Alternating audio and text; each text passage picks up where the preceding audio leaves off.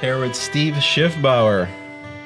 Happy to have you on the podcast, my friend. Yeah, excited to be here. Yeah, I feel like you're like the undiscovered gem of Cayman. You know. Yeah, right. I do. I think there's a lot to learn from you, Steve. You know, we worked together for a bit there, and I enjoyed our conversations. But then when we stopped working together, you fell off the map. I just kept grinding it. Yeah. Kept trying to win. Yeah. Still trying. And is that what this is here? We're Yes. trying to win? My sassy product placement, Hello Blu Water, can be found at all grocery stores. Is that right? So how did you make this happen? Serendipity. I was at an event, liked the idea of having my own water, thought it was pretty cool to be able to have your own water. So I made my own water and went out and pitched it and tried to get it in places and have people do it. Plus in Cayman, there's no like paper water. They got that boxed water. All right. And that's about it. Oh, okay. And it's $2.50 a bottle. 79 cents. What? 79 cents. Wait, $2.50 a bottle or 79 cents? Boxed water is $2.50. Uh-huh. This at Foster's is 79 This is cents. only 79 cents. Yeah. Ah, that's pretty cheap. Cheapest water there. Wow. So this is pretty easy to produce then. Pretty cheap. If you want your own, we can make you some. I saw Papermans have their own water. Or used to. Do they? Yeah. Okay. I remember they had the bottles in their Papermans, and I'm like, is that an interesting thing to try and do? Apparently so. It's a great marketing plug because who doesn't drink water? People throw the water bottle out.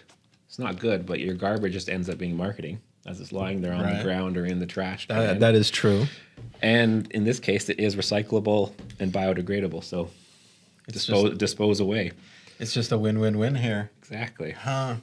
You know what's funny? I'll never forget in 2000 and I want to say like 2002, 2003, Aquafina bottled water started to make an appearance in my life. Okay. And I remember we were playing flag football at the rugby field, and one of my buddies brought, water, and he brought like these Aquafina bottled water. And of course, me being that guy, I was like, oh, no, I can't believe they're packaging water. That's so dumb. Why would you pay for water? Et cetera, et cetera.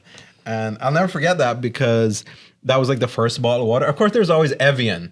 That's my favorite. Is that really your favorite? Yeah. That makes perfect sense. There you go. You cannot buy proper Evian, though. Here, Jake Scott's holds distribution rights to Evian, and they refuse to bring in Evian glass. They only bring in Evian plastic. Okay. So what's the point of spending $5 on a bottle of water if it's not in glass? Huh. Because then you're still getting all the PCBs, all the toxins, all that out of the plastic Evian.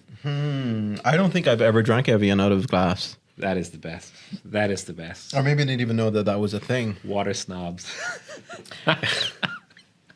Well, that's true because I remember before Aquafina, it was just Evian, and then it was like snobs, only like water snobs. Fiji, Evian, and then Dart bought Fiji, and what do you mean Dart bought Fiji? Dart owns Fiji. Like Fiji, like no, Fiji. Fiji bottled water. Yeah, but that's a pretty well-known brand. I didn't know Dart owned Fiji. Yeah, so Dart owns that. That's why if you go to the Dart office, that's what they serve? Yeah. I didn't know that. So what else does he own that is like right in our midst and we didn't realize? I'm pretty sure he owns Red Solo Cup.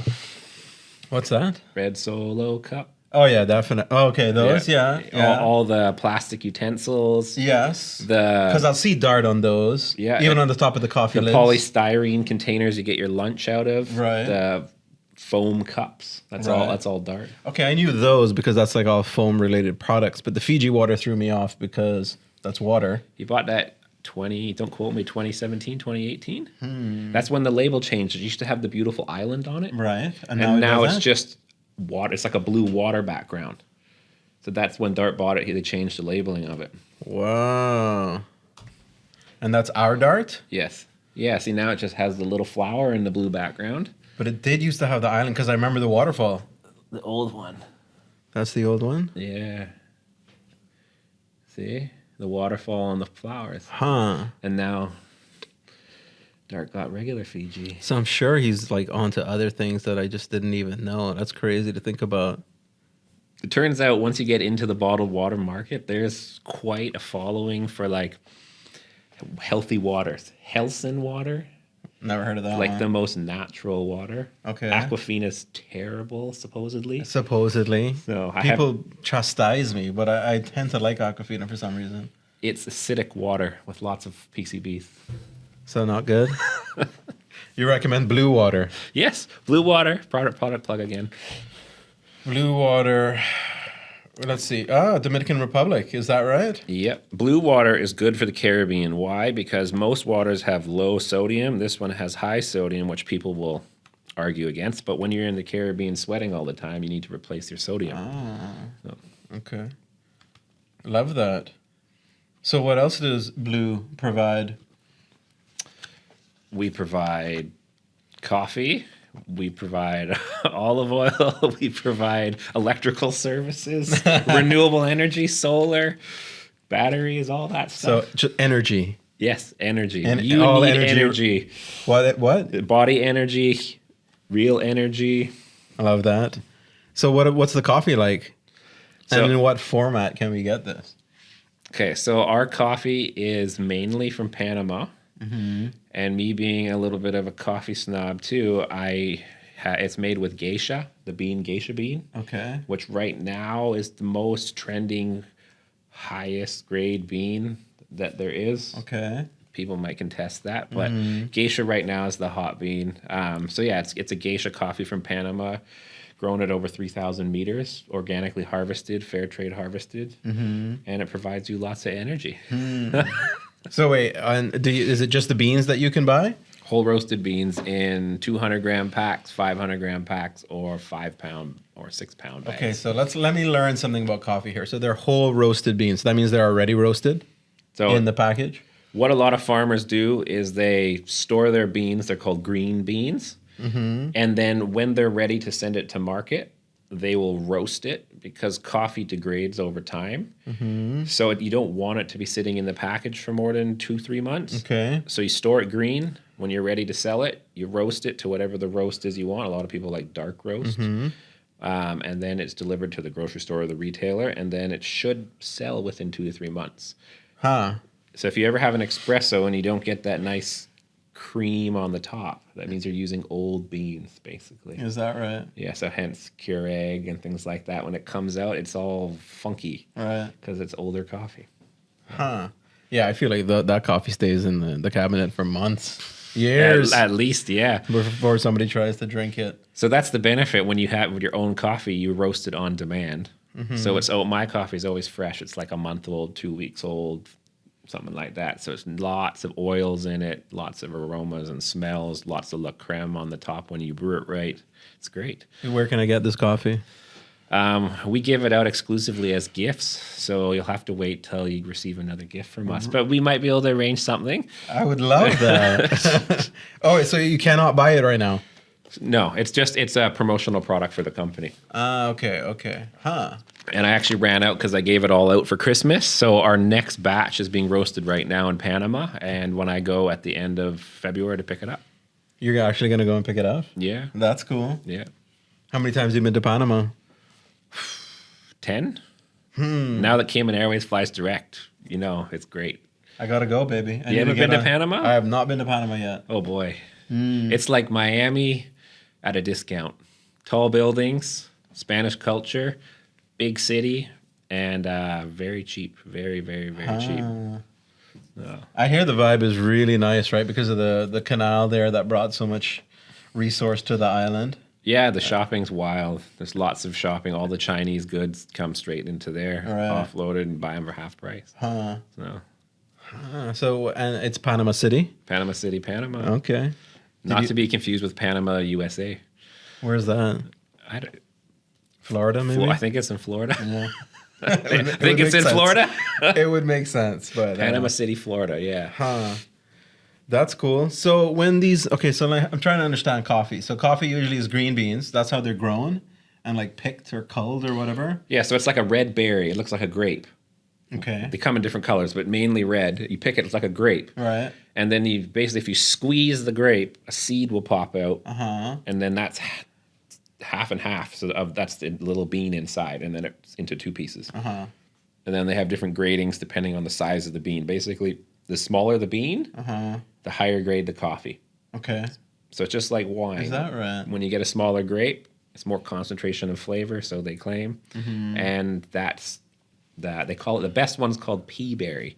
So you have different grades, and I've heard of the that. pea berry one is like specialty coffee, $50 for a couple 100 grams, and it's very expensive.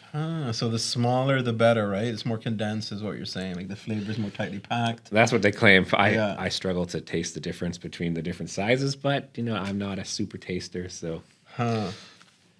So you're not a super taster. How do you drink your coffee at home? I drink my coffee black. How do you make it? How do you roast it? How do you brew it? Like, what's the Double espresso dealio?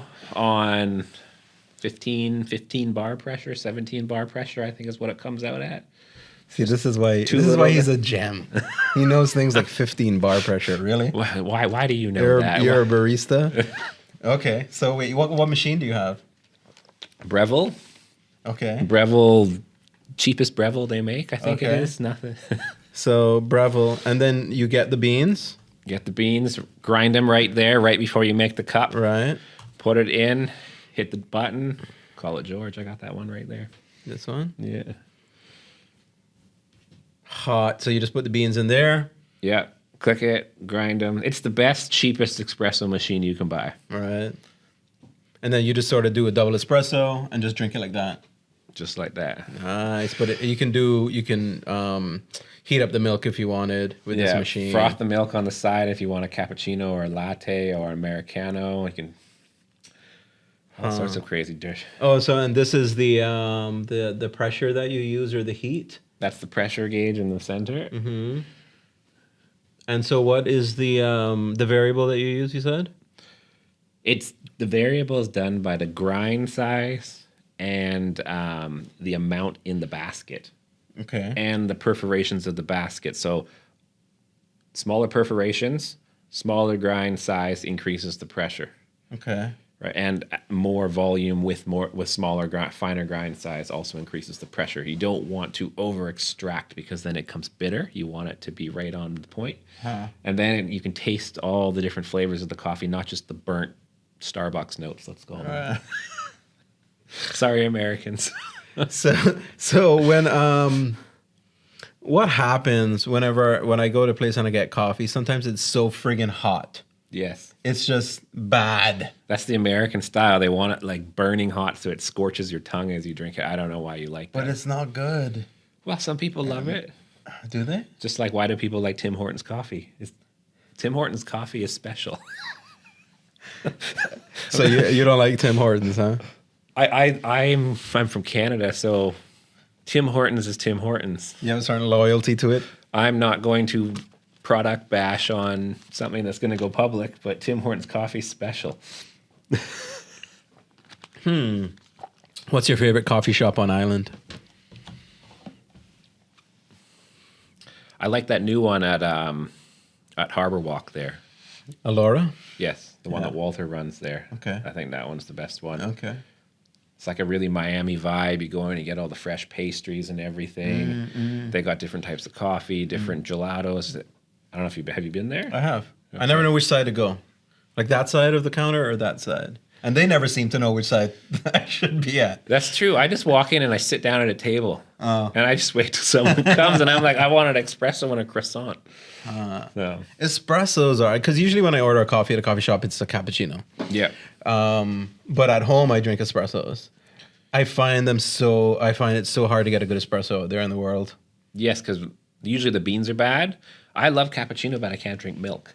And almond milk and soy milk, they It's just not don't the do it same. justice. They No. don't have that richness from the fat from the whole Right, milk. So right, I right. have to bypass on the cappuccino. Yeah, I That's actually what got me into coffee, though, was cappuccinos. Yeah. So that's my drink if I could drink it.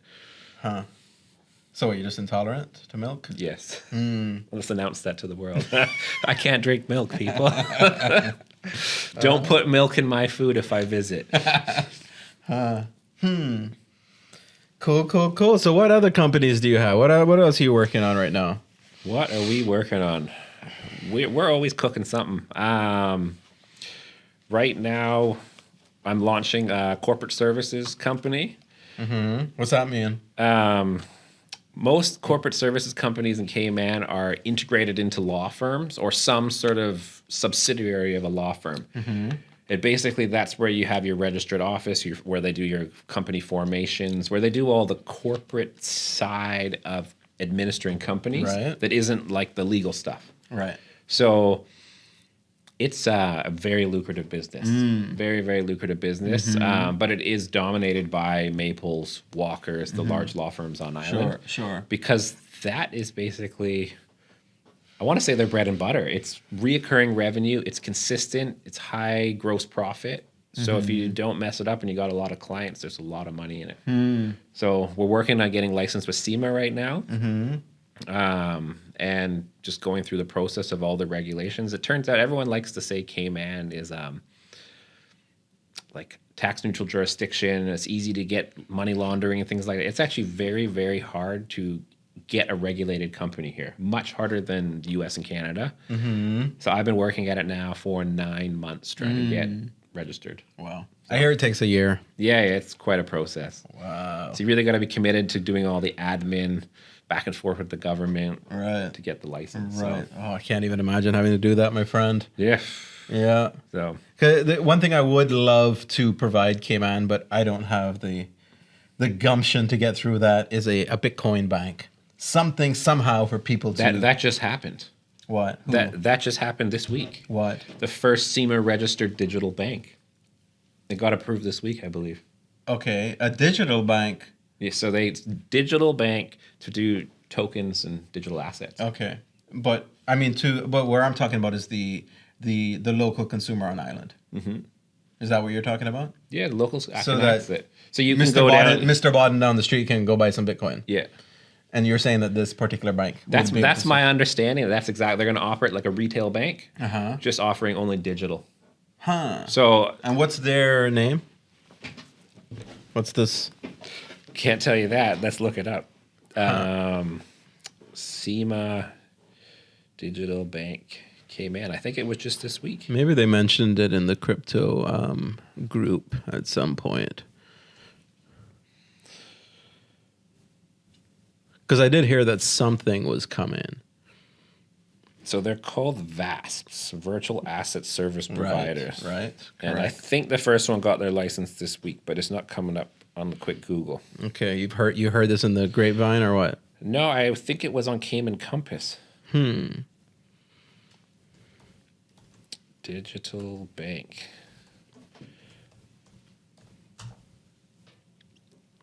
I don't know. I can't find it. We will keep our ear to the ground there. But tell me more about the corporate services then. So like the company's not up and running because you got to go through this whole process with SEMA, right? Well, we're up and running, but we can't offer regulated services. What does that mean? So like, what does it mean to be up and running, but you can't offer regulated services? So what can you offer? We can offer doing corporate advisory for marketing. We can offer formation of resident companies. Okay. But we can't offer services for like regulated entities. So exempt companies, LLC companies, registered office. We can't do those services, but we can offer basically corporate advisory. So how you can register your business in the Cayman Islands, what you need to do to register with SEMA or with things like that. So we can't provide regulated services, but we can provide basic services right now because we're unregistered as it stands. Okay. So how long before you can provide all the services that you want to provide? I'm hoping February. Okay. Come on, SEMA. Okay. They're watching. I went to a SEMA lunch, not lunch and learn. It was like a evening coffee expo they did at Georgetown Yacht Club in December. And people were there complaining about how long SEMA takes. I deal with Department of Planning all the time, and they think SEMA takes a long time. Well, you got to deal with Department of Planning. So sorry, Department of Planning, if you're watching this. It's a long process, buddy. I don't think anybody would disagree with you there, from what I've heard and experienced a little bit. Yeah, I mean that's the nature of governments, isn't it? Yeah. I think Slow and methodical. Is methodical the right word? That's the politically correct word. Yeah, that's true. It is the politically correct word. So But I'm going to find myself in trouble very quickly here. We've already name dropped Department of Planning, SEMA, Tim Hortons, Dart. Starbucks, Dart. How many other names can we do today? a lot more, I'm sure. So let's stick on corporate services here for a second. Do you want to provide any corporate services to crypto-related companies, VASPs, if you will? I don't want to give away my business strategy, but the smart person would be positioning their company to where the money is tending to flow towards. So right now there's a shift in the global market to more digitization, tokenization. So maybe we will. Interesting. So you said it's a good market for it. In Cayman, corporate services, it's a good market. Why? Who are these companies? Right? Where are they coming from? Why do they want to set up here? Have you ever heard the story of Ugland House? They kind of get bashed in all the tax haven. I remember Obama talking It's about like it 10,000 companies on this floor. Yeah, domiciled on that one floor.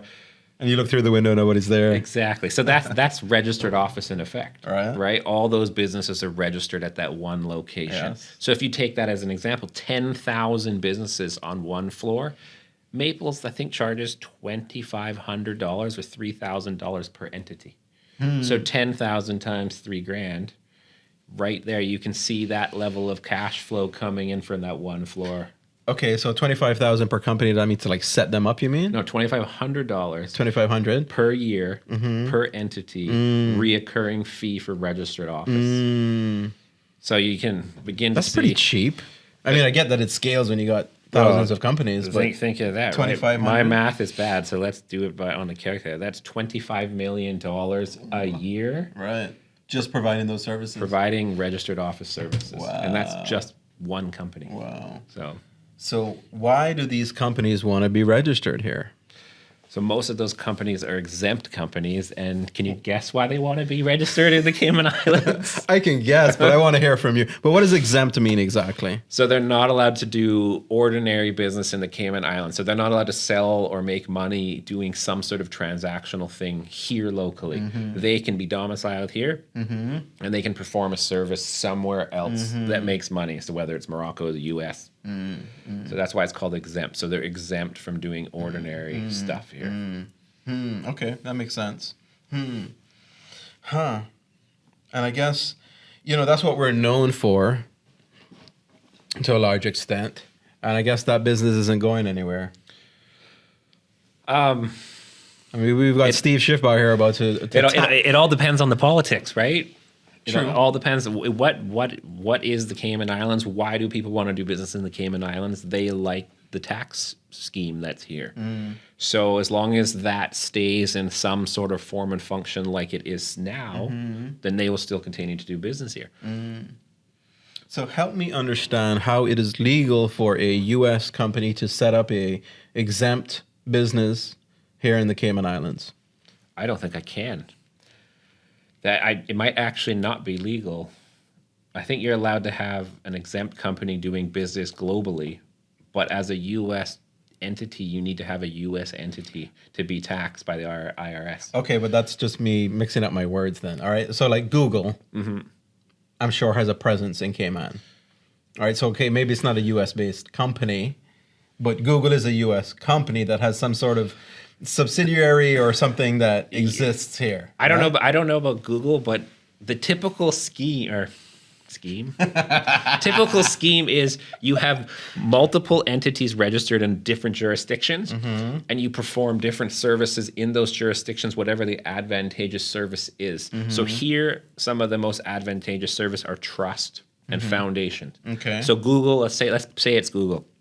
Google might have a foundation that's registered here as an exempt company. That foundation might own a trust in another small island jurisdiction, and then that trust might own an LLC that's domiciled in another island jurisdiction, and then that LLC would own the trademark rights to Google, and then the US-based entity will pay fees to the one for the trademark rights to use it, and it's a way to basically funnel cash out of the United States as an expense, not as profit. And that's key right there because you're not taxed on it. You're not taxed on expenses, you're taxed on profit. You're probably going to get us in trouble for saying that. We're picking on one of the largest companies in the world. Maybe we should start with something smaller.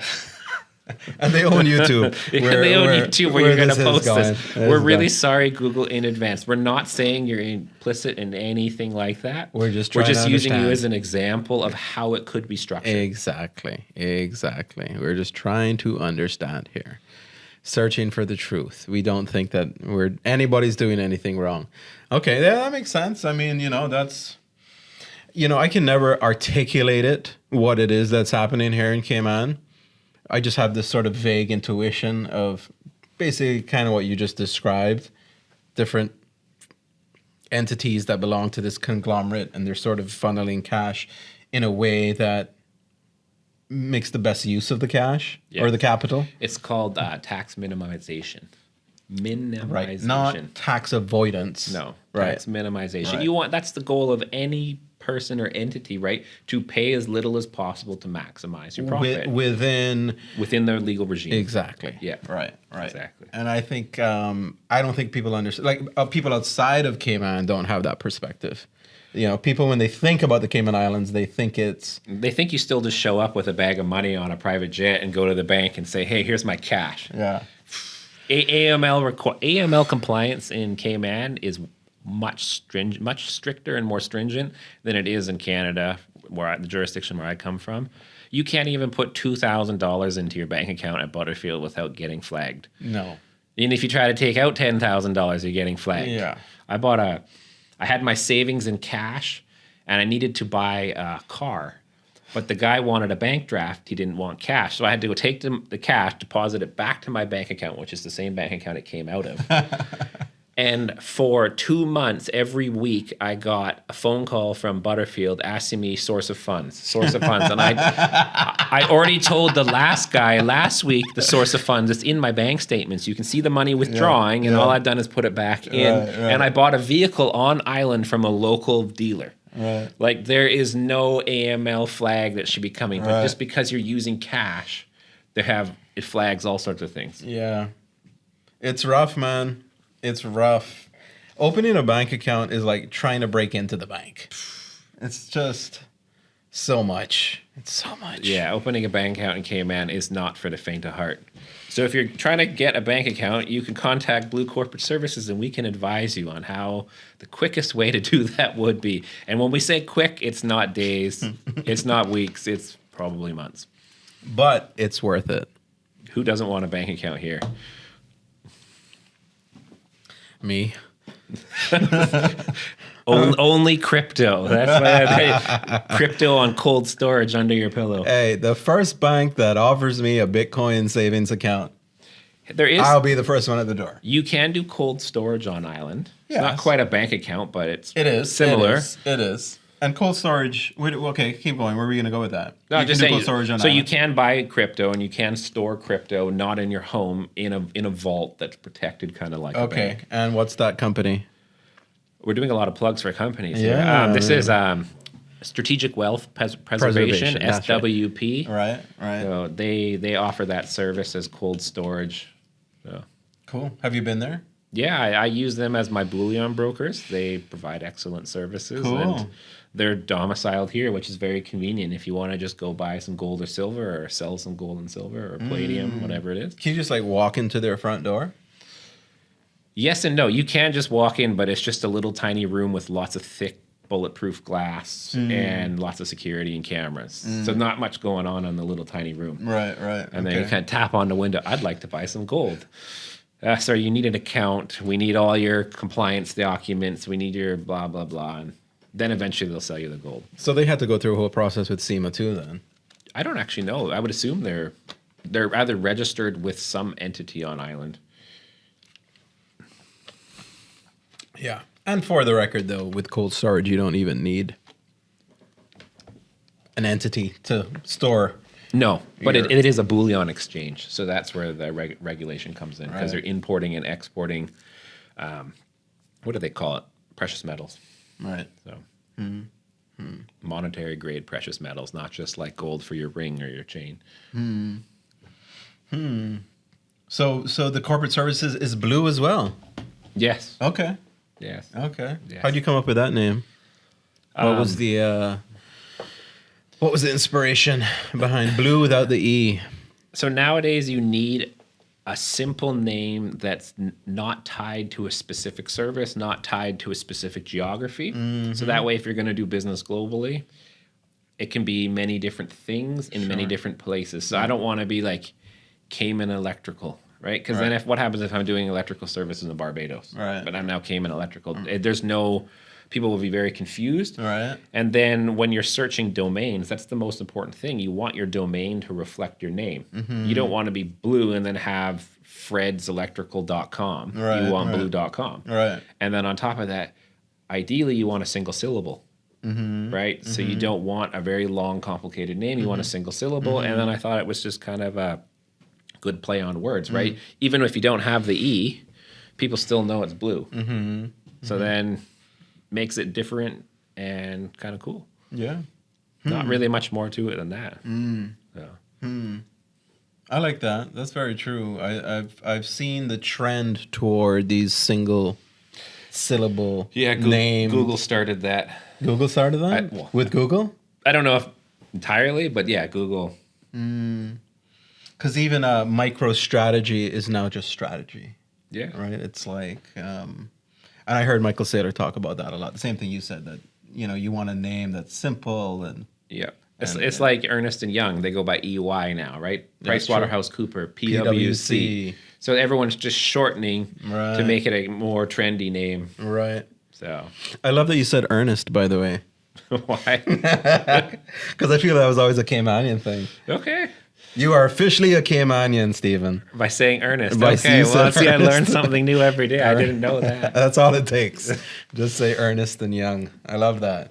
I do like, is EY not a better name though than Ernest and Young? Yes. And there's so much more you can do with the symbols and the True. logo and things like that when it's True. just EY. True. So.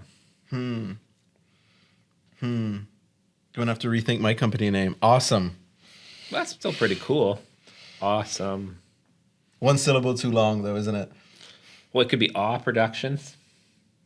AWW. Instead of AWW. Awesome. Yeah. I like awesome. It's a sweet name. It doesn't follow that whole trend of the single syllable, but it's only 2 syllables. I'm trying to think of a terrible name that's like 5 syllables. They exist out there. Yeah, they do exist out there. There's none come to mind right off the top of my head. And I don't really want to use any local companies. Yeah, it's true. Maybe not. Because what's funny is that when I came up with the name with my company, I had lots of 5 syllable. Like I was trying to be uber creative with it, and in retrospect, now it had just been silly. I think Awesome Productions is an awesome name. Yeah, thank you. Thank you. Yes, I'm glad I went in that direction. It was constraint of time that made me choose that. It could be shortened to AP. I do that in my writing. Accounts payable. out there. I think that often. Please as well. pay Awesome Productions, AP.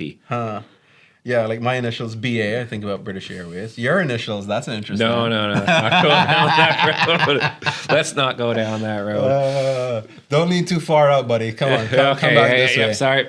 There you go. There you go. One thing I Stay always with did me. on my podcast is I played with the angle of the chairs because you're looking at the camera and you're like this, but then me and you aren't talking, right? Yeah. But then if I'm looking at this, the camera sees the side of my face Yeah. all day long. So Yeah. you really want to be like Yeah. kind of like this, and so we can kind of talk, but also look at the camera at the same time. 'Cause, Yeah, you know, it's a whole thing. my left side's not my pretty side. Oh no. Actually, my right side is my best side. Okay, that's why. That's why you're on the right side then.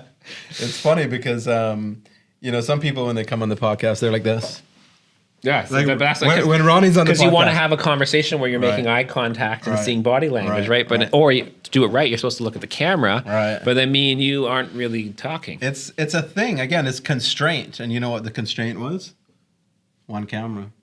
Oh, I was like, I don't want to do 2 cameras with this thing. you know, It's if my marketing girl showed up, she had some punctuality issues today, we could have had multiple cameras. You are calling out your marketing girl right now on the podcast. Don't say her name. Yeah, I'm not going to say your name, but you know what? For me as a business owner, one of the most important things is reliability and punctuality. Those are key components. Because as a team, you need to be able to rely on your teammate.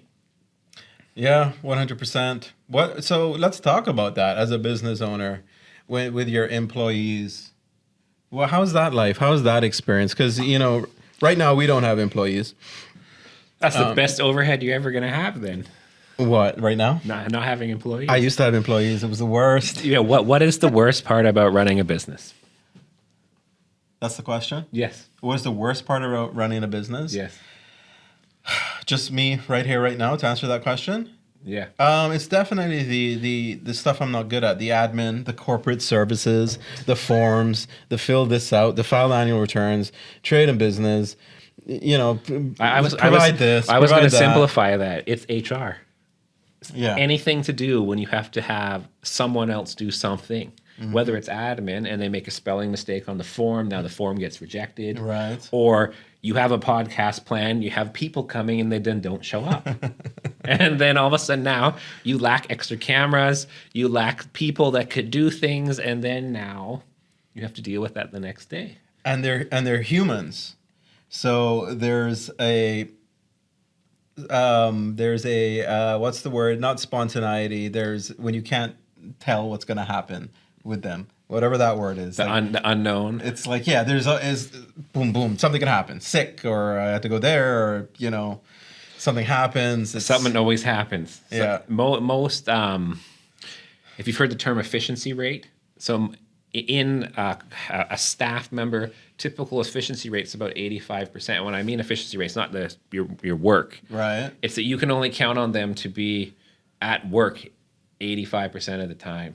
Okay. Because then there's sick days, holidays, random occurrences, car crashes, things like that. Right. That you can't count on. So you're never going to get 100%. Even 85 is hard. Sometimes it's even lower. It's down to 70%, 65%. So what's the rate called that measures how much of the time when the person's at work that they're actually working?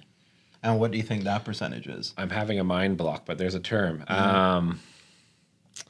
I call it, so I use LEAR, labor efficiency rate. Okay. So that's the term that I use, and it basically measures productivity against income. So per individual. So you can always have it for a department like the income of the company, you mean? No. So like you can have a department LEAR or an individual LEAR, and it's the labor efficiency rate. So it's like, let's just use lawyers or accountants.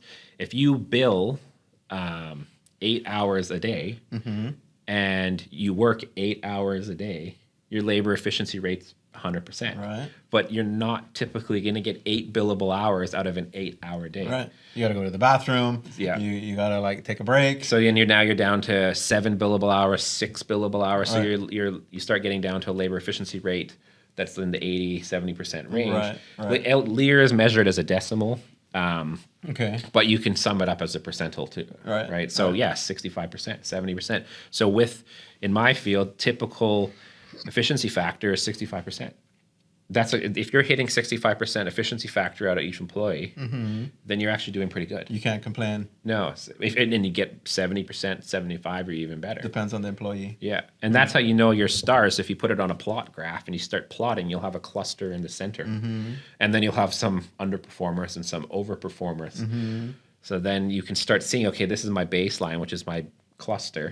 Let's say that's 70%, and then these people are operating 75, 80%. Those are the ones you want to reward. And then these ones here are the ones you want to train up or find out what's going on. Maybe they have team issues, maybe they have training issues, resource issues, things like that. Cultural issues. How did we get on this topic about LEAR and labor efficiency? Yeah, we're talking about entrepreneurism, just everything to do with running businesses. HR, the best department and Yes, HR. That's fascinating. LEAR, I like that. There's LEAR and there's MER, M-E-R, manager efficiency ratio. What does that one measure? Manager efficiency rate. What's that measure? The same thing just for a manager, or? Yeah, so it's your management layer. So your labor layer, which is your billable staff, right? And then your management layer, which is like your overhead. So it's one of those things. If you have if you increase your spend on management, so the mirror goes up, but your leer stays the same, that's a problem. That doesn't sound good. If you decrease your management spend, so your mirror goes down and your leer stays the same, you have a problem. That's a problem too? Yeah, because you want, as you increase your mirror, you want your leer to go up, because as you're increasing your managerial resources, your labor efficiency should go up with it. Should match it. So they should go up together. If they start diverging from one another, you have an issue. That's a problem. Fascinating. I feel like that is there's some kind of an analogy there with governments, right? Like accountability. No, yeah, or if it's just, what's the principle called, where the more complex the system becomes, the more problematic it becomes? Yes. There's some sort of... I don't know the term, but I know what you mean. And you want to, in any company, you want to simplify. Right. You don't want to add complexity. If you add something, you want to take something away. You don't want to keep adding. Correct. And I think that's the problem with governments. I think that's the problem with Cayman government. It's just too much. There's too much going on, and it's just bureaucratic, thick substratum of inefficiency. Well, there's one thing too, that a lot of people, they have these demands on government because there's an expectation of perfection, right? Yes. If government started delivering services with a large amount of mistakes in it or inaccuracy, you'd also be very upset. So government places a high emphasis on perfection, which slows down the process. And that's on top of staffing issues, right? So it's like when you get a driver's license, you want to make sure your name's spelled right, right? If your name's spelled wrong, you're going to be upset. So government has to place a higher emphasis on the delivery, whereas in the private side, I'm not making excuses, but I'm just saying that's one thing that slows down government because there's all this red tape, the bureaucracy, to get it right. So it's like 100 reviews before it goes out, when in the private sector we reviewed it twice. Huh. I never thought about that. So I guess helping government out a little. You are. And I hear you on that, because if you fill out that form wrong, you got to fill it out again, my friend. All right, because we're perfectionists here at the government. Yeah, rejected, please submit. Please submit. Oh, that's the worst. Oh, but yeah. When you get that email back, like after weeks after you've submitted the form. You waited 4 months, and now it's been rejected because you missed one checkbox. Yeah. Huh. Okay. I like that. Arguing for government. I appreciate that. I got to advocate a little bit for the government. Yeah. No, that makes sense. Huh. Yeah, I mean, that's so with your companies then, is Simplify something that is that like a model that you use when you're evaluating, or are you... So I try really hard to not build highly complex organizations. I try to simplify, but it's really easy to get into complexity. Yes. It's just like right here. We have a wired mic and wired headphones. You've already simplified that process over there. I see that. I'm very impressed, by the way. but my site is very much more chaotic. Yeah, but you could add layers to it, trying to make it easier, right? And then it actually becomes more problematic because now it takes 4 hours to set up to do a 30-minute shoot. Yes. Instead of just plug everything in and go. Yes. We have 3 cameras, and one of them goes off and doesn't work. So yeah, it might get better camera angles, but it's simpler just to have one camera, there right? You go. So yeah, simplification is a thing, and some that's how some companies win ahead of others. Is they drive it down. Have you ever seen Elon Musk? Have you read his book? No. He has a couple of books, but yeah, I just one chapter jumps out at me where when they were building the first Tesla. So Elon was always an advocate of robotics and removing the human element, because humans are... There's so much randomity in humanity. That's the word I was looking for. So he would pull all the things off. But then in the end, when they were trying to deliver the first production runs of Tesla, he realized the machines weren't doing the task properly. So he took a spray can, walked down the assembly line, and spray painted X's. And what that meant to his team is that machine needs to be removed immediately and replaced with humans. Right. Okay. Because the machine wasn't cutting it. Huh. So he was trying to simplify complexity because you had too many different parts doing too many things. Right. When a human could just go in there and go click, click, click, click, click, click, instead of the machine doing all the machine things. Right. So that one always jumps out at me as a good example of simplifying.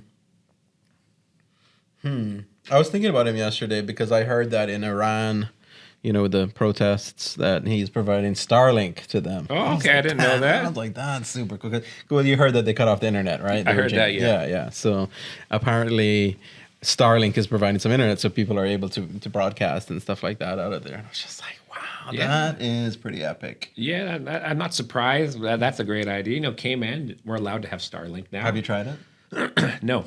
It's expensive. Is it?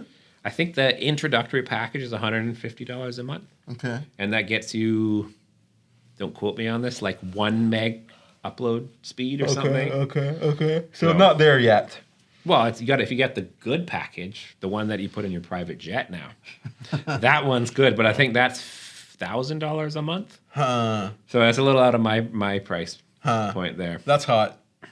I mean, just the concept, right? So next time you're in your private jet, you jump on Starlink, 1 terabyte download, upload, or whatever. No, 1 gigabit. Sorry, not terabyte. Can it really go that much? I think the top one is 1 gigabit. Wow. So that's enough to live stream from your plane. Wow. So when you're in the market, let me know. Which I'll take a ride on the jet and we can do another podcast. I love that. That's a good idea. Huh. Yeah, Starlink. Yeah, I really like that a lot. It's pretty interesting to see the internet grow from, what it was, computer to computer, and now it's literally connecting into space, right? That's pretty epic. AOL Live. Are you old enough for that? I was on AOL at one point. You got mail. Yes. And all the humming noises the modem would make as it steals your phone line, and no one can make telephone calls. I played it to my niece, and she's like, "What is that?" She's like, "That's so scary." I'm like, the dial-up phone. You're right. It is a scary sound. Why did it have the same sound everywhere you went? I don't know, but I know I watched a video and the first person hacked the first U.S. nuclear facility, and they hacked it by playing the noises over a payphone. Okay. So those noises mean something, and I don't know what they mean, but they do mean something. Right, because it's the same pattern over and over. Here, we're going to play it. We're going to...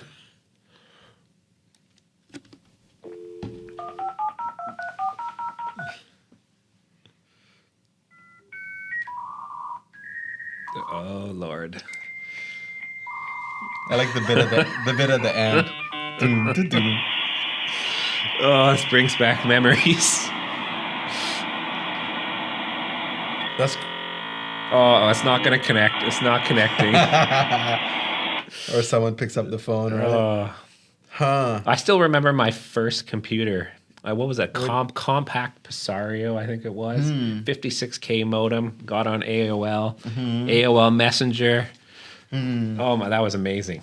Talking to your friends on this digital thing instead of having to ride your bike down the street to knock on their door. Right. Hey Bob, how you doing today? It took me a while to get the internet. I remember my friend had it, and Sean, and I would just see him on it, and I just couldn't quite understand what he was doing. Do you remember dating or trying to meet people on AOL? Not really. I remember like the Messenger. That's how you would. Yeah, and you could put like different emojis and things in your name. Right, it was wild. Back in 1990. Yeah, AOL, and you even in Cayman we had Cayman Online.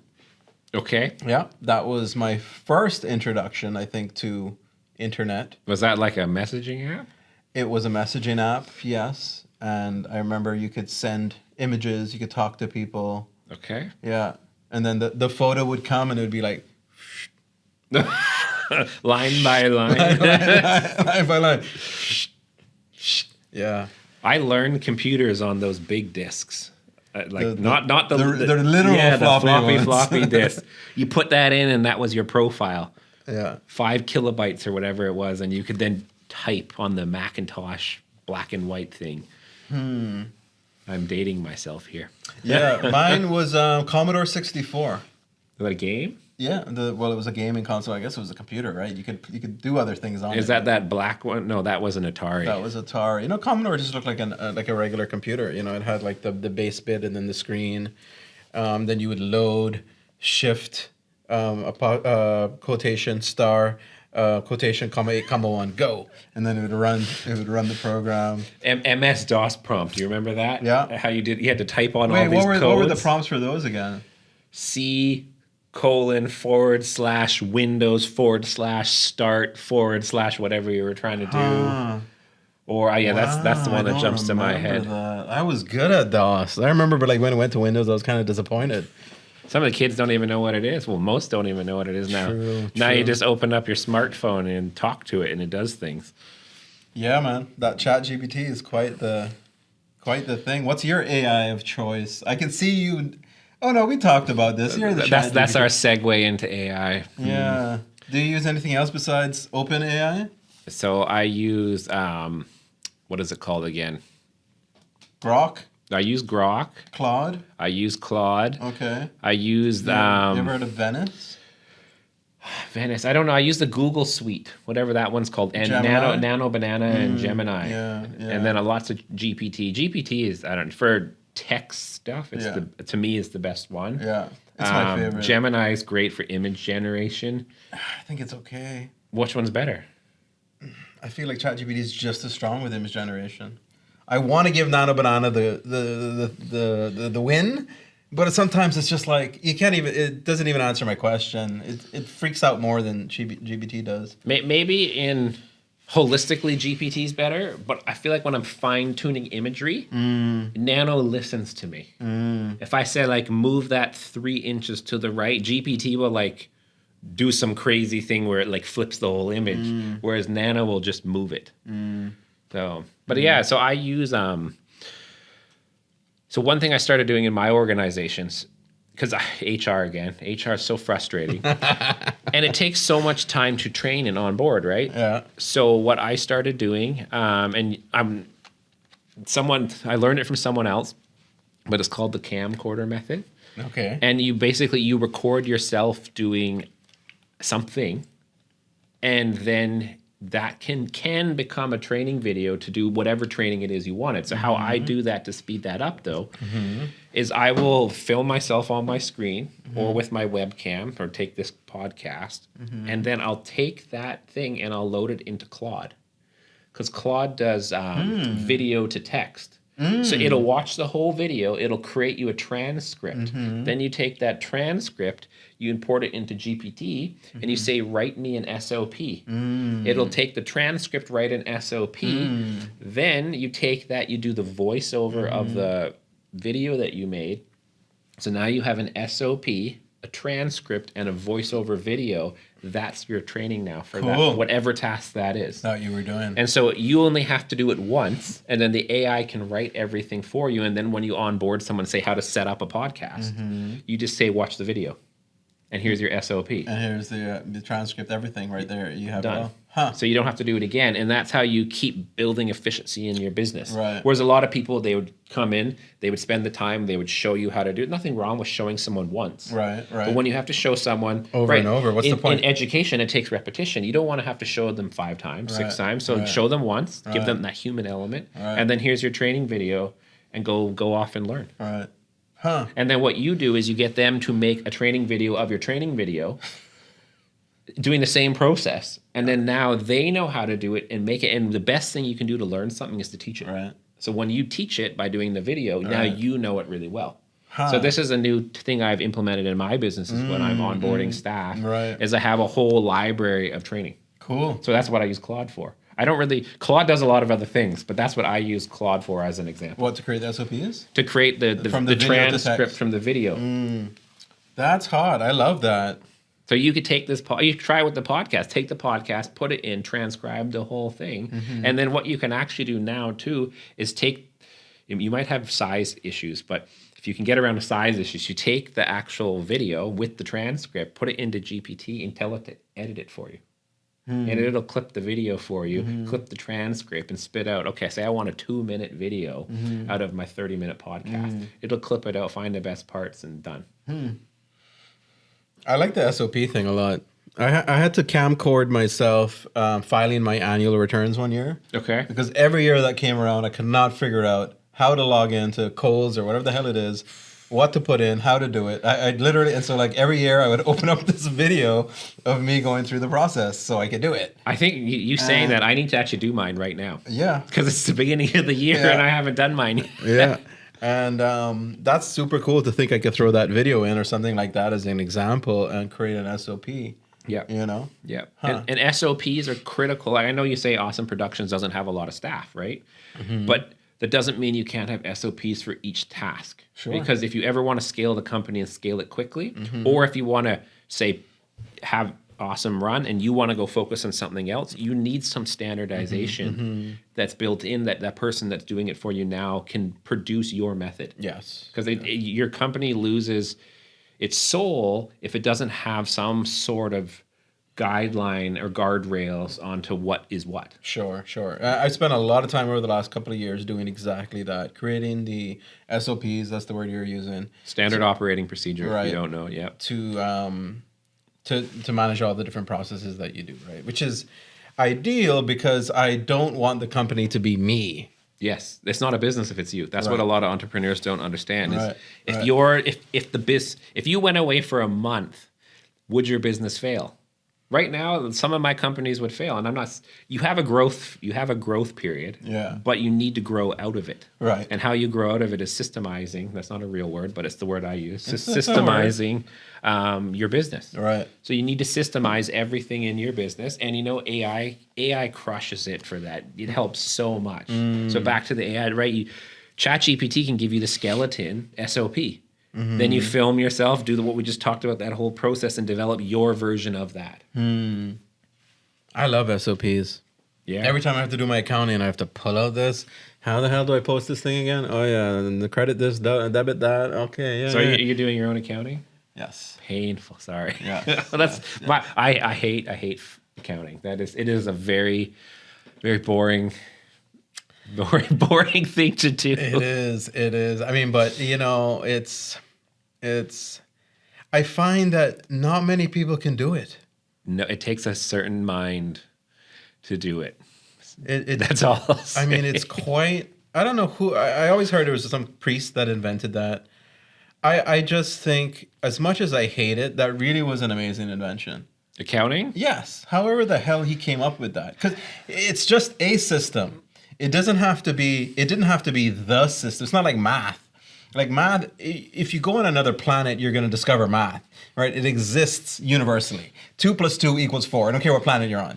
But accounting was just a particular system that this guy created to measure the worth, the value of the company at a specific moment in time, and to be able to measure it across time.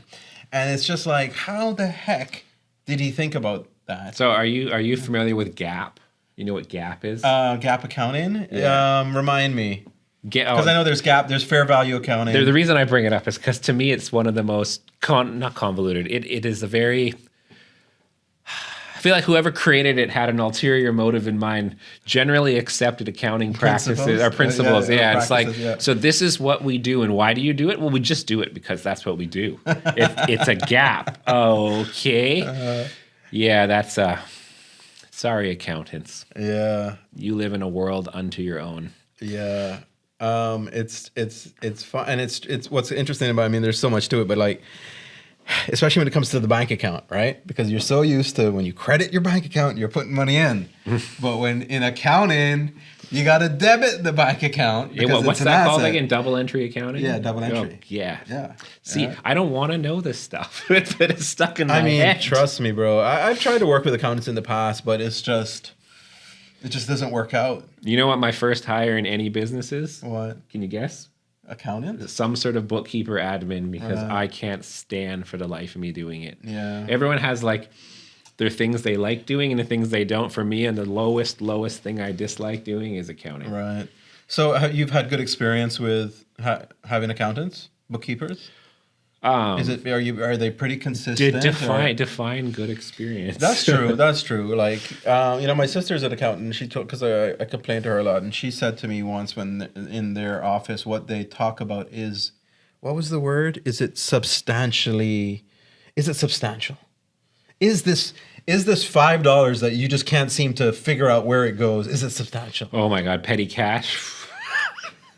Where'd that $5 go? Yeah, I dropped it down a drain. Yes, and you could worry about that for a month, 2 months, a year. So how are we out? Can we?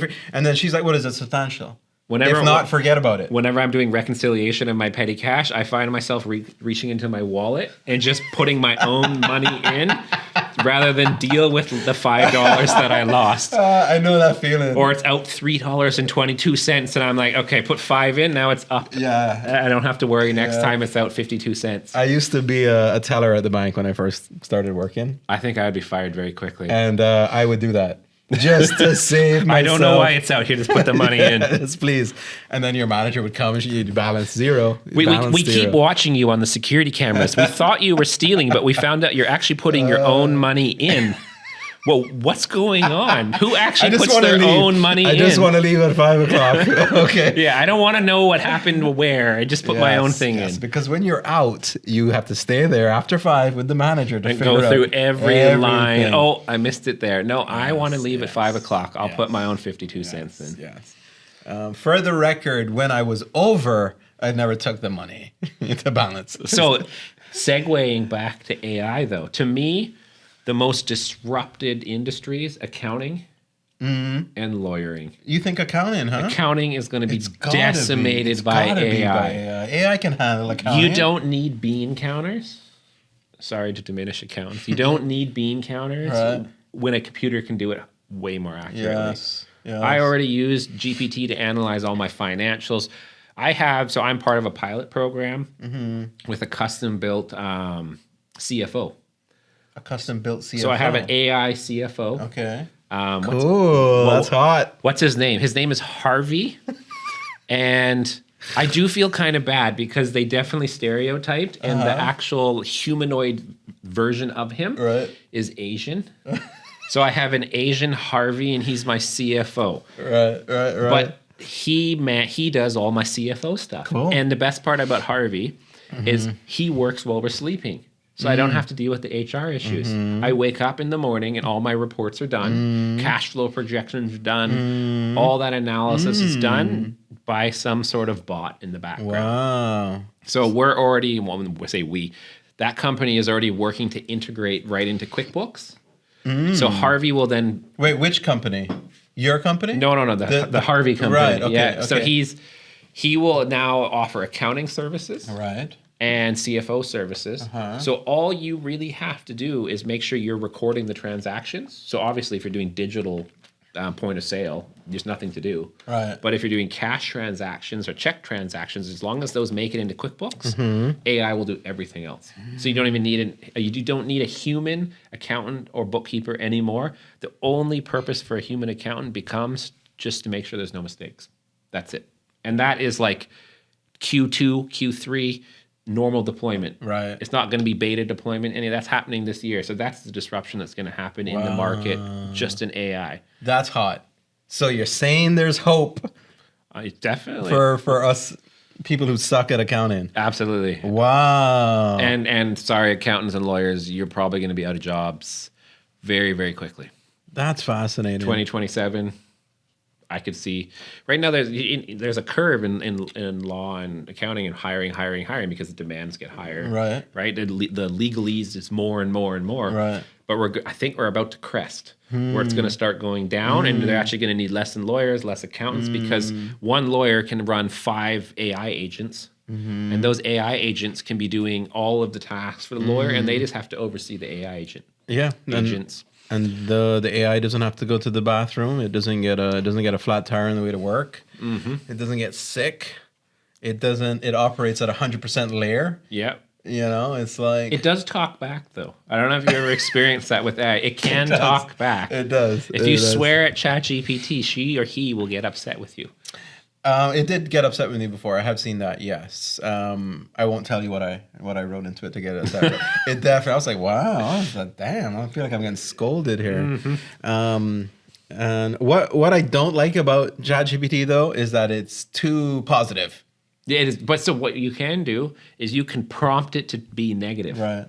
I don't want any positivity in your response. Please be super critical in your response, Yeah. and it'll switch because its default prompt is to be positive and glass half full. Yeah. So like if you ever ask ChatGPT to solve your problem, there's always going to be very positive outcomes. Yeah. Even if it's like, I'm going bankrupt, my wife is going to commit suicide. Like, I'm sorry, that got kind of dark, but it'll be like, oh, don't worry. Yeah. Everything's going to work out. For the flowers, you'll come into money tomorrow. It'll give me an answer, and I'll be like, but what about that? Boom. And he'll be like, oh my God, that's an amazing idea. How did you come up with that? Good job. Yes, great. And now you're right. And look at this. And it's like, okay, buddy. Like, the first couple of times I appreciated it, but now it's like, if you're making me seem like some kind of genius in the way I respond to you, I know you're lying to me. I've had a few arguments with AI. And it's just like this spiral downward because it doesn't go anywhere. You're just arguing with a machine. And I just go new chat. Let's just forget that ever happened and start again. It's very interesting how it seems to have attacked the higher level jobs, It's almost like poetic justice in a way. It's that white collar work. The white collar work. Yeah, that's fascinating. Well, that's because that work's easy. It's really hard to be a ditch digger. I mean, it takes a lot of physical effort. It's, in one sense, I see exactly what you're saying. It's crazy because in another sense, it's not easy because less amount of people can do the white collar jobs. White collar jobs is about tenacity, consistency, and perseverance. If you can't sit through the educational hurdles to learn whatever system you're learning, that's the barrier to entry to most people. They can't commit 6 months or a year to learning whatever that thing is. You don't think there's a sort of IQ cap to it as well? It takes a certain IQ level to be able to do some of these white collar jobs. You want to go down a rabbit hole? So define IQ, right? Some people have physical IQ. Some people have mental IQ. There's different types of psychology that play into different things. Sure. So yeah, you might be smart at numbers. Like I'm terrible at numbers. I'm really good at other things, but that's why I don't like accounting. That's not my strength. So you could say if you just assessed me on that model, I would be stupid. Right. But if you assess me on a different model, I'm very intelligent. Right. So everyone has their unique intelligence. Let's make up a phrase there. Unique intelligence. Your human UI. What does UI mean again? Unique intelligence. Oh. So you're going to be better at something than I am. I'm going to be better at something than you are. Yeah, it's pretty crazy how the LLMs are tackling the white collar jobs. But when I hear about all this talk about the LLMs being inserted into a robot, a physical robot, I immediately think about the blue collar jobs. And I'm like, a ditch digger for an LLM implanted into a robot, that's easy. So you can dig that ditch all day. AI is coming for your white collar jobs right now. Right. Robotics is coming for your blue collar jobs in 5-10 years. You think? So there's going to be this splitting where white collar jobs decline because AI takes it, but once robotics picks up, then blue collar jobs are going to fall because no one's going to be a ditch digger when you can have a robot dig 24/7. That's a beautiful thing. Just plug it in to charge it, boom. So, but robotics isn't as advanced as AI. But what's going to advance robotics? AI. Yeah. Right. Yeah. So I was having one of my friends. He's really into what's not venture capitalism, basically where you invest in like tertiary industries. And he was investing in this company and they make the best hand. Okay. And he was showing me everything the hand can do. And like these type of motions are very challenging to do in robotics. Okay. What the human hand can do. And this hand can do it. Gentle pincer movement. It's like, because you got to feel the resistance as you go. Right. But instead of a machine that just crushes it. Yeah. Fascinating. Yeah, I'm always sort of amused how the beta robots we see tend to resemble humans. And I always wonder if that prime, alpha, best robot you can get is going to look like a human. Well, theology, right? God invented us in the image of himself. Okay. So that means we're the best. Okay. So why would we not build, if we're playing God and building a thing, we make it in the image of ourselves? Okay. Okay, so are you agreeing with me or are you... I think it depends on the robot. I think it depends on the job, right? A ditch digger... is going to be human. right? I don't know. I would think that it could be some other form maybe it's what's the name of an animal that digs ditches? Like, it could be some Like a rabbit that guy or something like that. Yes. I mean, I don't know. It's interesting to think about though. When it comes to robotics.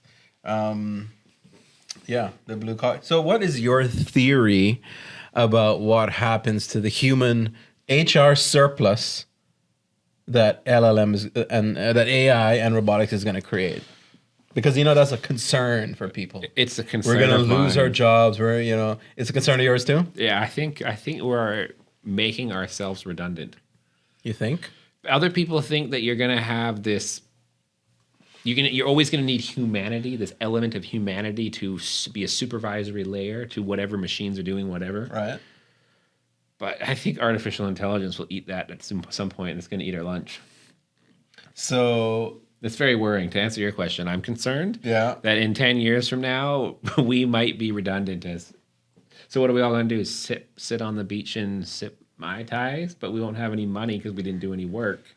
So humans are just going to be slaves? I don't know. Did you hear what Elon was saying about the money thing? Go for it. Tell me. All this productivity is going to increase the wealth of everyone, so that everyone is going to have money. I didn't follow this. I just saw a couple headlines. I don't think I read an article. But in theory, the value of this is what I'm probably just making up in my head. That I would think he would say the productivity that AI brings is going to enrich everyone, right? And so maybe in a situation like that, then we will survive. That's kind of like saying communism works. Humans have this terrible tendency. There's a few of them that always want to be better and different than everyone else. Yes. And they attack the system. And even in the normal system, people like to be differentiated. You don't want to be the exact same as me, and I don't want to be the exact same as Bob down the street. I like red, he likes blue. So you think that comes into play? It's a socialism. I think that's like a utopian view, right? That doesn't. It's not realistic. I kind of agree. Just because I feel like, again, with the whole socialism, capitalism thing, why I love capitalism is because I find it to be very evolutionary based in terms of competition, in terms of the stronger eating the weaker. That is the law of the universe. That's how things move. That's how we progress. That's how humans act. We compete, right? So I'm trying to envision a humanity where that doesn't exist, and I don't like it. And I think that's where socialism tries to go, and that's why it flops. Yep. But I can't seem to square what Elon is saying with my vision of a capitalism that's continually striving, right? Like, I don't know. Because you need inequality for capitalism to work, don't you? You need inequality, I think, for humanity to survive. You heard it here first. That sounds very bad. But you need someone like you always need someone to do something different.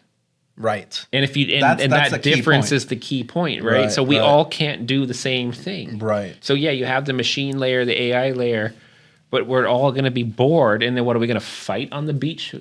My Mai Tai is the same as your Mai Tai, and now we're throwing Mai Tais at each other because we're bored and have nothing to do? Well, what's interesting about that perspective is I think a lot about competitive sports when it comes to this question. Yeah, exactly. You know?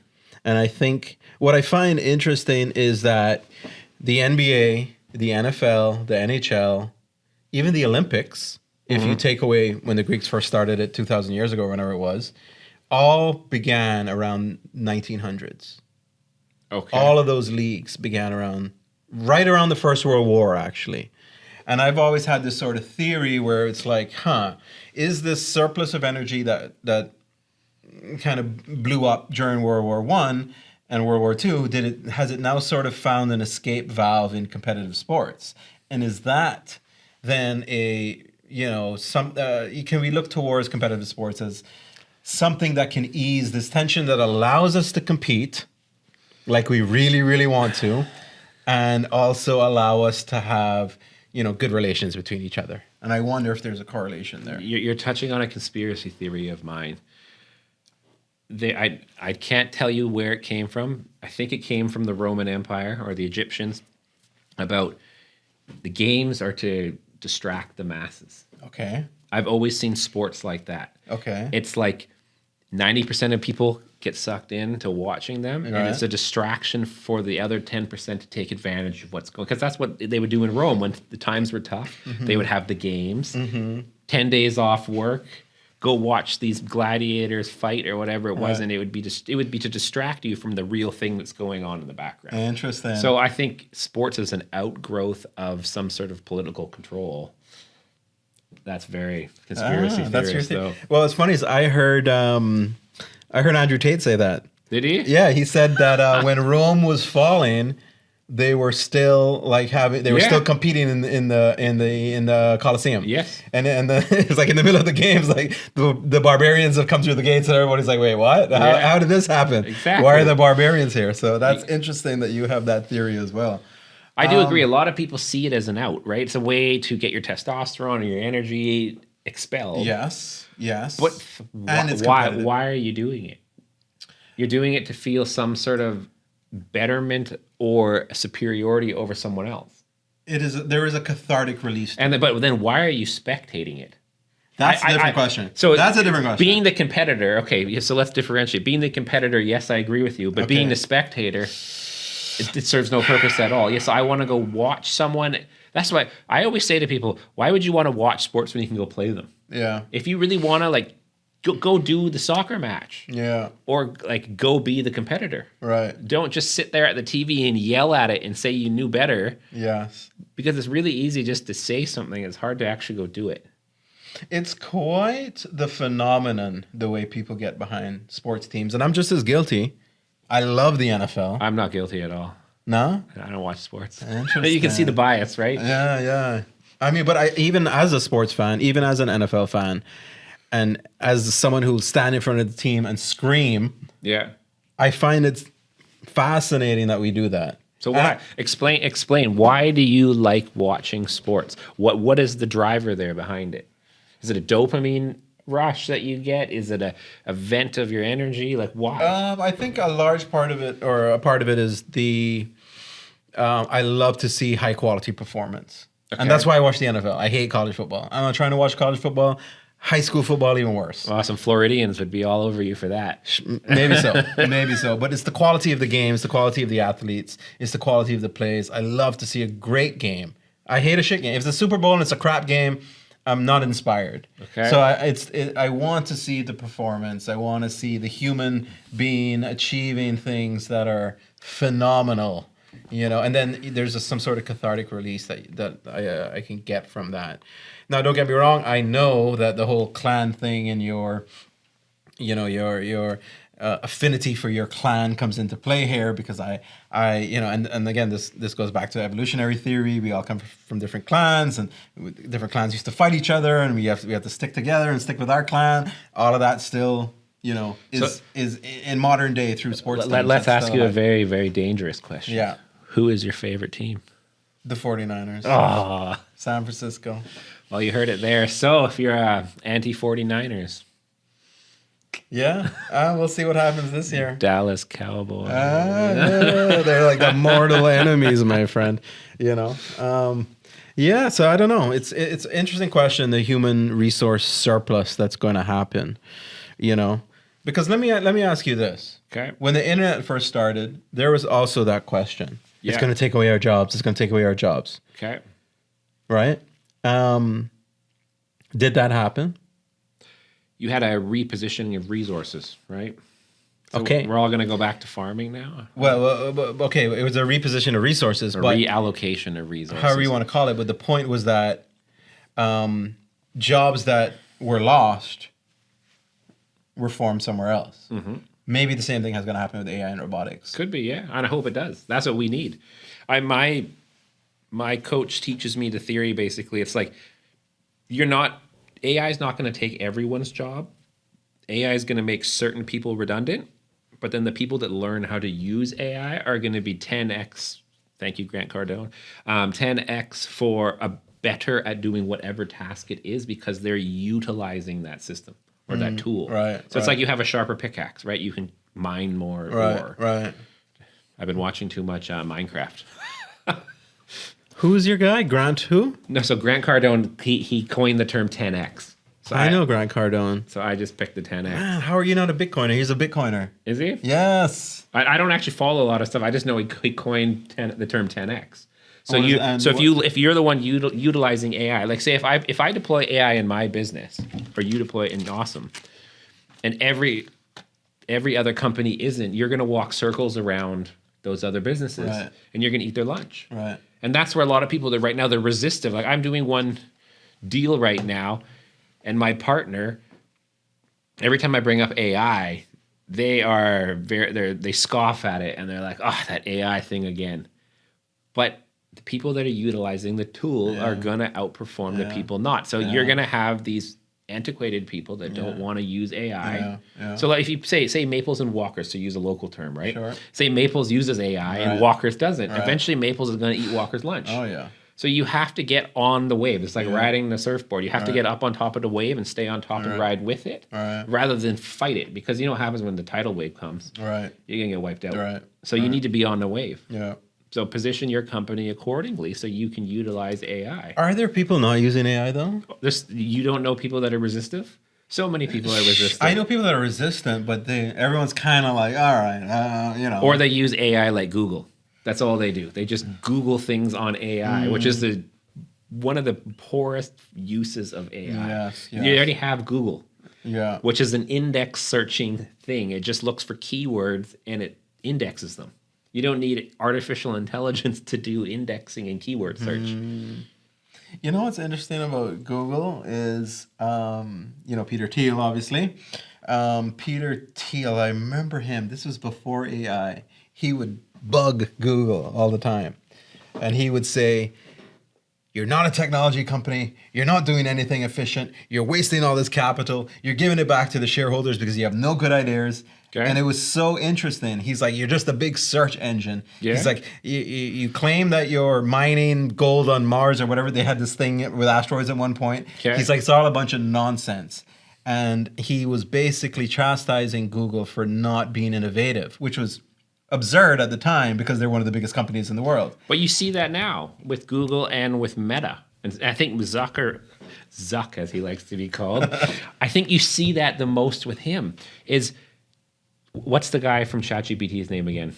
Sam Altman. Sam Altman and Elon basically started eating their lunch. Yes. And then you had Zuck going around trying to buy up all the AI startups and the engineers because he realized, oh shit, this is the new thing. And he was late to the party. Yes. And same with Google, right? Because Google's constantly playing catch up with all their AI. And when you have ChatGPT and what's Elon's one? Grok.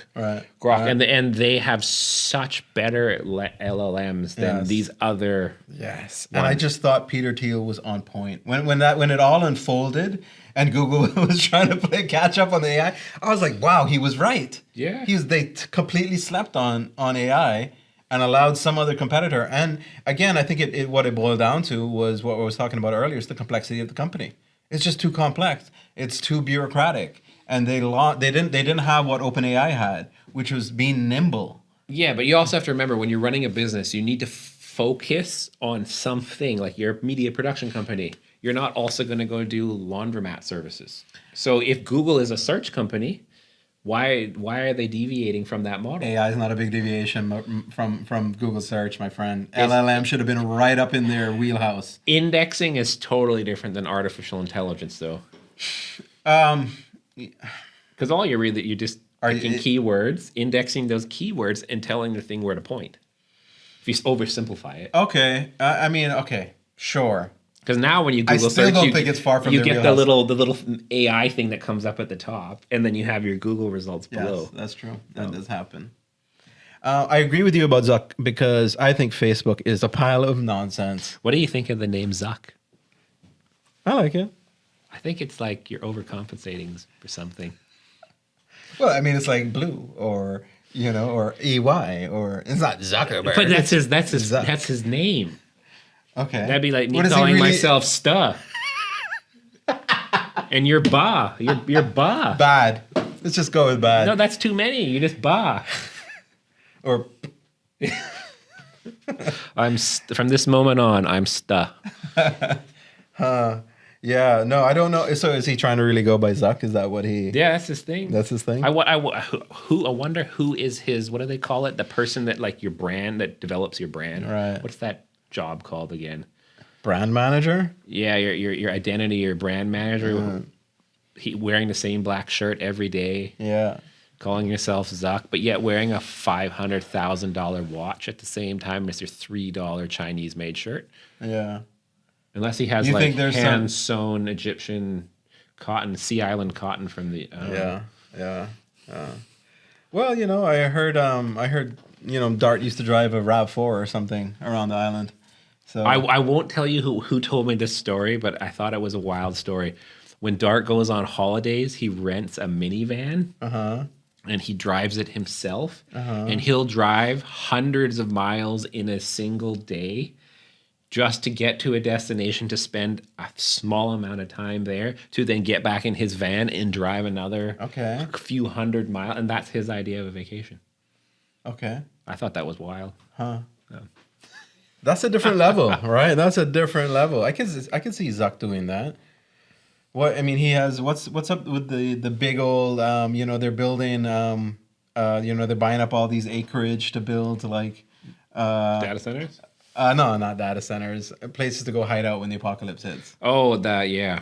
He has an island or something in Hawaii. Yeah. I want one of those. Yeah, there's quite a. That's my 2027 goal. Buy my own island with bomb shelter in it. A doomsday, that's what it's called, the doomsday shelter. Yeah. Yeah. There's a few of the rich guys seem to be working on those things, which is maybe a little disconcerting, but I don't really quite buy into it either. On the same topic, but totally different topic. Okay, same concept, different topic. This whole Venezuela thing with Trump and stealing the people there. Let's just say people.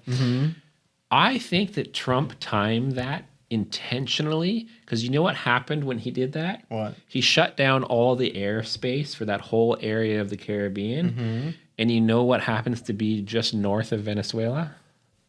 What? St. Barths. You know what happens in St. Barths on New Year's? No. That's where all the billionaires take their yachts and they go celebrate New Year's. So all of a sudden, none of these guys could fly out New Year's Day. Huh. So on January 2nd, when they stay for the first, try to fly out on their private jets on the second, could not get clearance to fly their planes.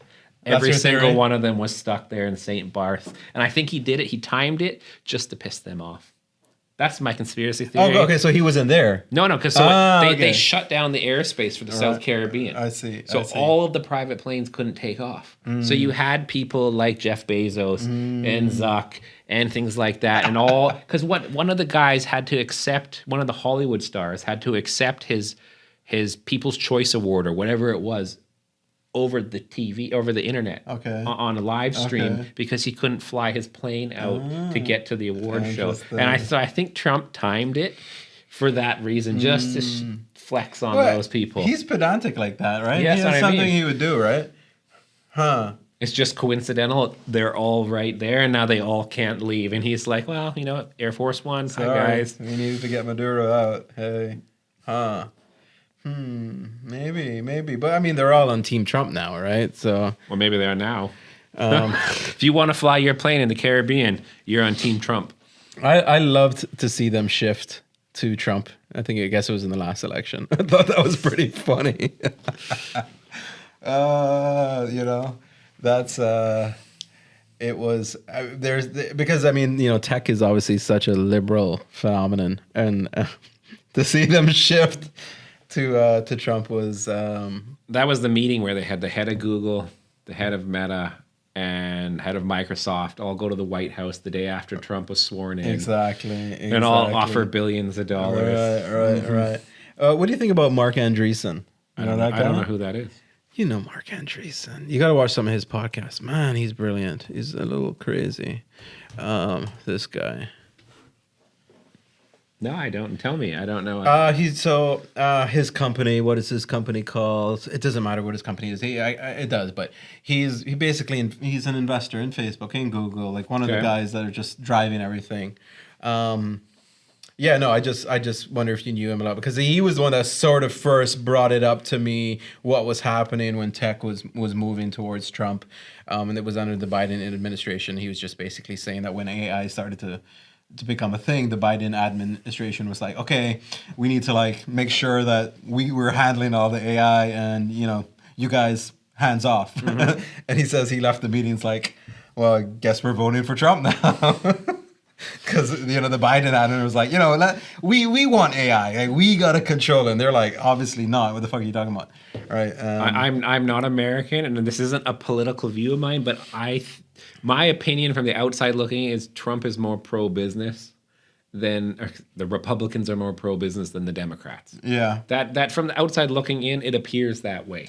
Yeah, it does. It does. But they were always more pro business, yet they didn't control the tech sector.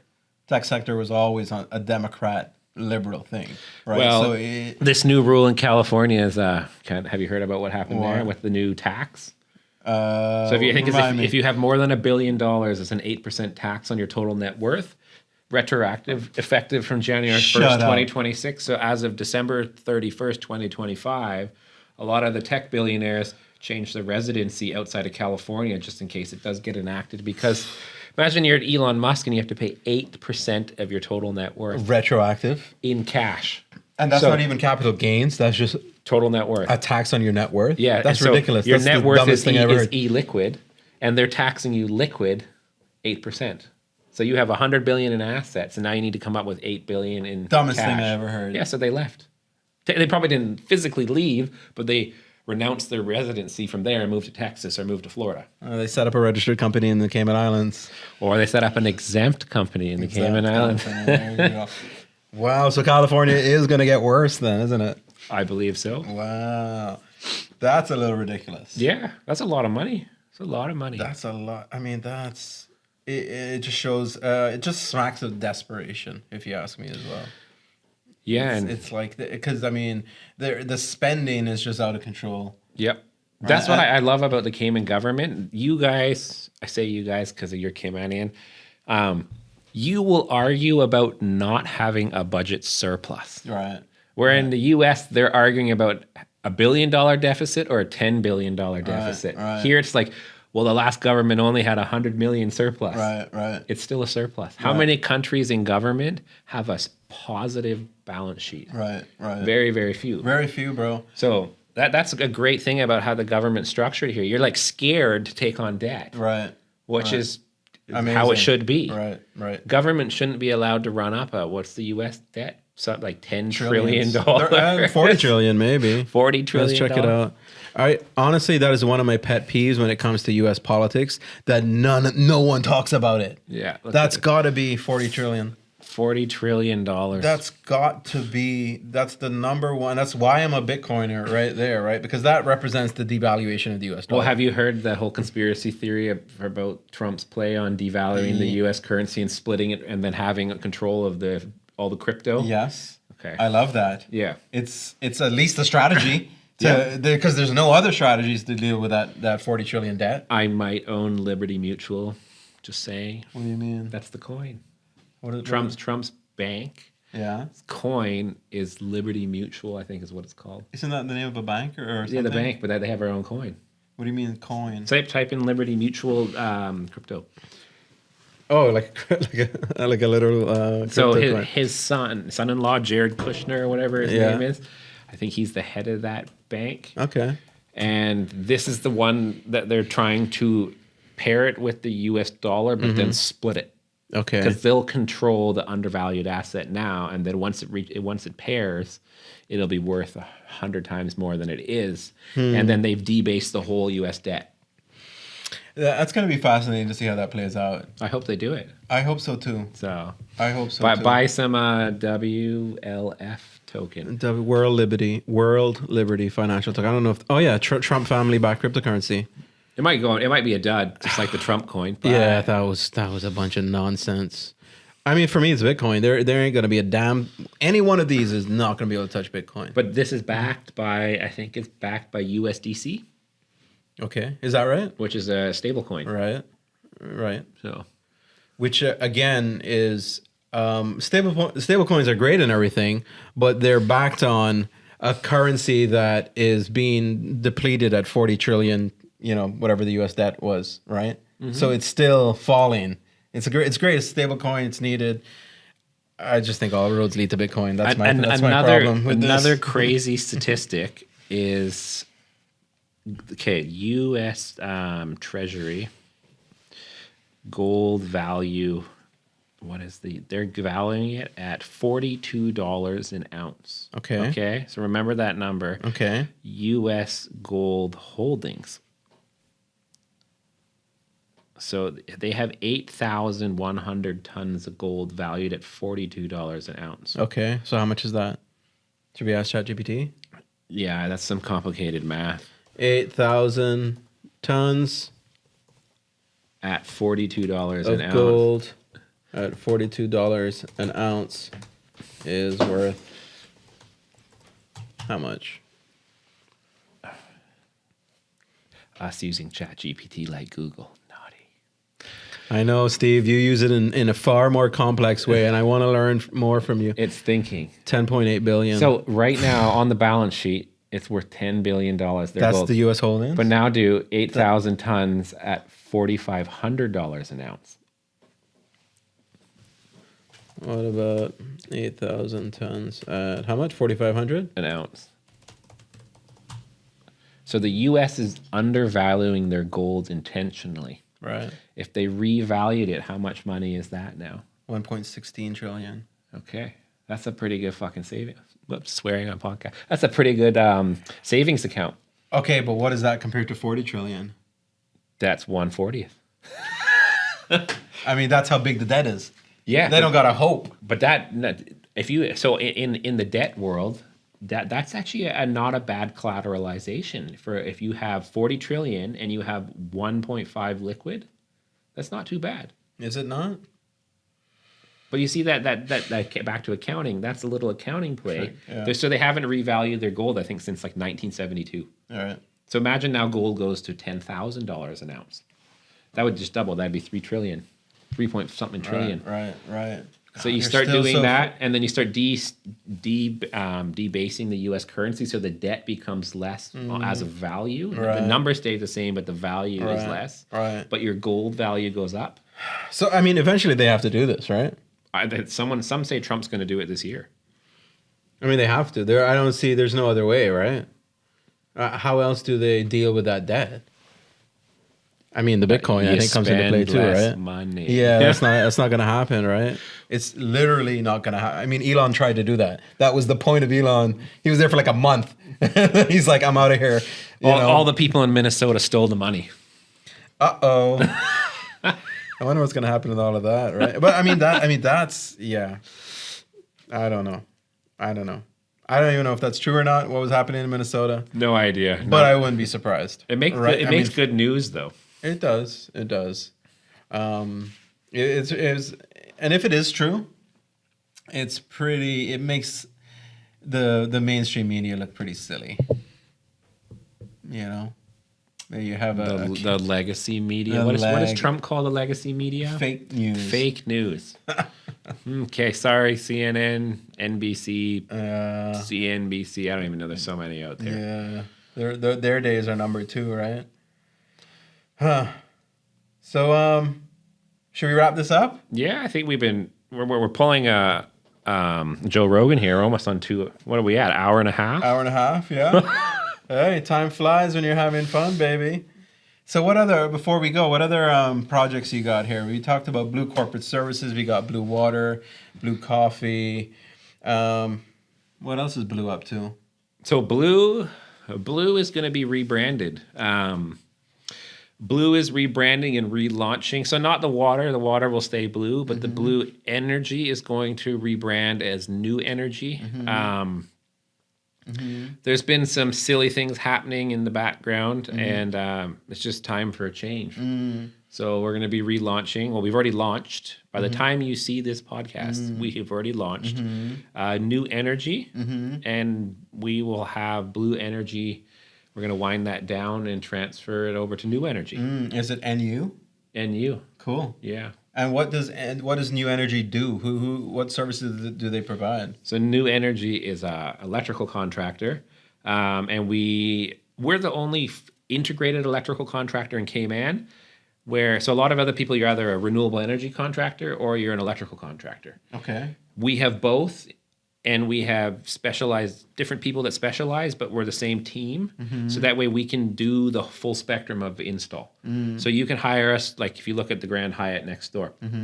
They have hired 2 local electrical companies. Okay. And then they're going to hire a solar company to do the solar, and they might hire another company to do batteries and the generator. Right. We do the whole package. So we can do it all under the same roof. And anytime, like we were talking about earlier, you reduce complexity and you can simplify, it makes the outcome better. So because we can handle it, you have one point of contact. You just call us, call me. And then we can do the whole thing rather than you have to call Bob, Fred, Billy, Joe. And then Bob and Freddie have to talk. And they might not like each other, and then they fight about who does what, and then the scope of works clash. And so our concept always as a company has been to have it all in-house, anything to do with electrical. That's why it's called energy, not electrical, because batteries are not electrical, they're energy. Solar is energy, generators are energy, and electrical is energy. So it's all energy, it's all electrons floating through some sort of medium. And so that's why we're an energy company rather than an electrical company. Fascinating stuff, my friend. Yeah, so I hope you guys will get to see the launch, and I hope we can impress everyone. And so there's gonna be a launch, huh? It'll be a soft launch. I don't think. I like swanky parties. I'd like swanky parties, but there's so much going on when you launch a company that for me it's probably the wrong thing. Actually, now that I'm saying it out loud, it's hard to have that be one of your priorities when you're launching a company is to have a party. Right. So saying it out loud though, it does seem like the wrong thing to do, and I should probably do it. But I hear what you're saying. Yeah, I think if you keep it within. Maybe we'll do like a 6-month post-launch. There you go. Private event or something. Yeah. I always like that. I always like the softer launches that happen after things are rolling a bit. It takes a lot of energy and time to launch a business. Yeah. So, and you want to make sure you get it right as much as you can. Yeah. So look out for that, and probably a good place to end then. Thank you. Thanks for coming on, my friend. Yeah. Great to chat. Great to catch up. It was fun. And I hope this is awesome for Awesome Productions. Yes, me too. And let's do it again soon. Yeah, cool. All right. Take care.